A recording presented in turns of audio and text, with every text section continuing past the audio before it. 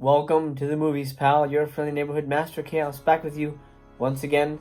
Tonight, we're talking Mexican Chucky. Yes, you heard me correct. If you've ever wondered what Chucky would be like if he wore a dress and was possessed by 3 Mexican ghosts, well, you're about to find out.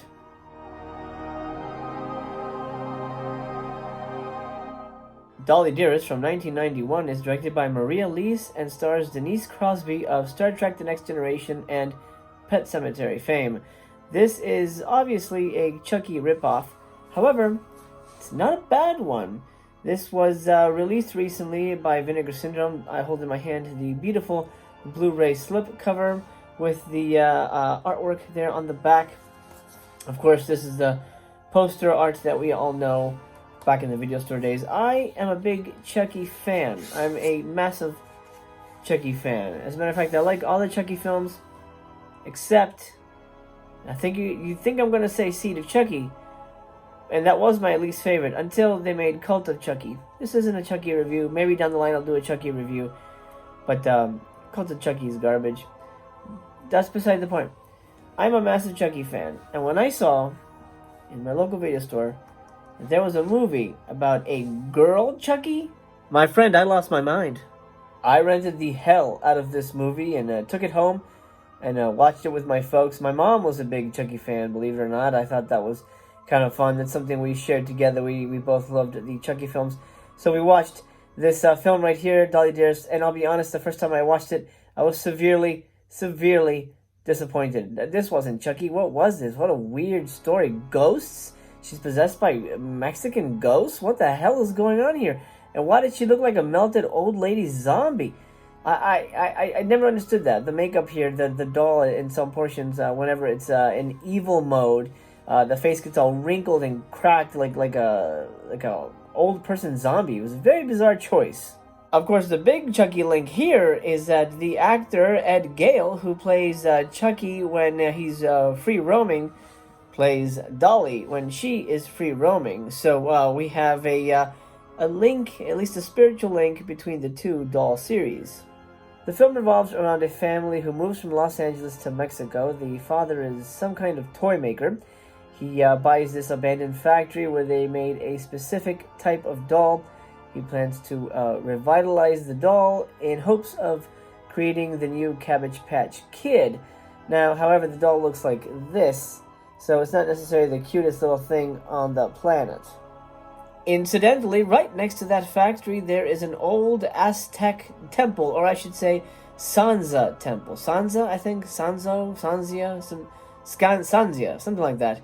Anyway, it's a made-up Aztec religion that, or Mayan religion in this case, that worshipped the devil and wanted to create an evil devil child, antichrist type of thing.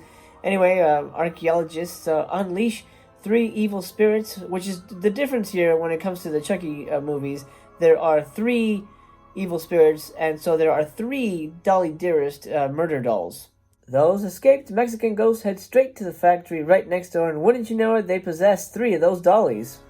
Dollmaker Dad has a daughter, and she wants one of the dolls, so he gives her one, which doesn't turn out well for anyone, because not only is the doll possessed, but she's tried to turn the little girl, Jessica, into a reincarnation of the Antichrist, or possess her. It's unclear why the little girl is getting possessed. All we know is her demeanor starts to change, and she goes from being a sweet little kid to being a bratty, evil, Reagan-esque type creature. And of course, I mean Reagan from The Exorcist, not the president. I have faith in you, however, I do believe a few of you thought I meant the president. Well, shit goes sour, maids are killed, and general mayhem ensues as the doll takes possession of the little girl, and the mom, who realizes something is wrong with her daughter, has to do something to save her. That's the story in a nutshell. I don't want to give too much away, not that there is too much to give away, but, you know, if you haven't seen this film, it's a nice little treat, and I don't want to spoil everything. Weirdest thing about this movie is that it stars Rip Torn. That's right, comedian Rip Torn. Why is he in this movie? I don't know. And the weirdest thing about Rip Torn being in this movie is that he plays an archaeologist, and not an Indiana Jones archaeologist. He's playing some kind of a foreigner, because he's trying to do an accent, or at least I think he's trying to do an accent, because he's playing the film dead straight. So there is none of the fun sort of a rip-tornness of it all because he's dead serious. Funny enough, on one of the special features, they interview Ed Gale, the actor who was in the suit and played Dolly Dearest's feet and things when she was moving around, and he said that Rip Torn was an asshole. Honestly, I'm not surprised. The only other special feature on this is another interview, and this one is with Denise Crosby herself, and it was really nice to see her again. It's been a while since I've seen her. I know she was killed off on Star Trek Next Generation, and she was kind of killed off in Pet Sematary, so she sort of has bad luck with movies. I'm not going to tell you if she survives this one or not. You'll have to find out for yourself.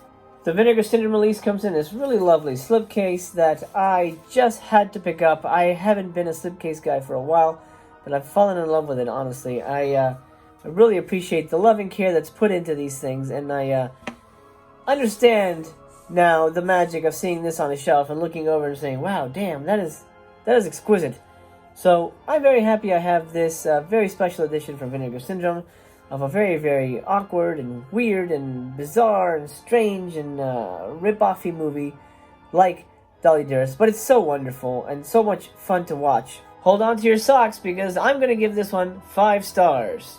It gets that because the mood is right, the kills, though sparse, are great, and honestly, Dolly just creeps the hell out of me. And I've watched this movie twice with my kids. They love dolls and creepy shit and stuff like that. And my son tells me that he considers Dolly scarier than Chucky, and that is high praise. Have you guys seen Dolly Dearest? If you have, please leave me a comment. I'm curious what you guys thought of this film. It's really a blast. If you haven't watched it, I highly recommend it. I don't know if the slipcover is still available or not, but it's a wonderful film, and I highly recommend you find a way to watch it. Like I said, it's not perfect.